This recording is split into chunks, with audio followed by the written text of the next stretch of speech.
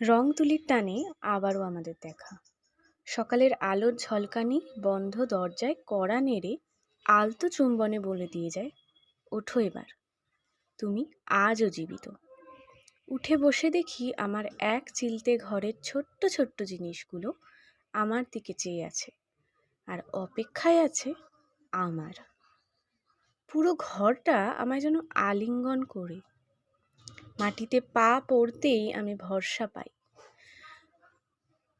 দরজা খুলে দূরে হেঁটে যাওয়ার, যেখানে আমার ছোট বাগানটা অপেক্ষা করে আমার।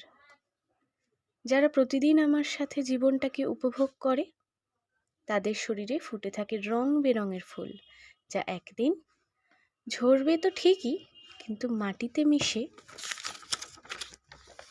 আবারও কোনোদিন জেগে উঠবে নতুন রূপে, আত্মসম্মানের সাথে।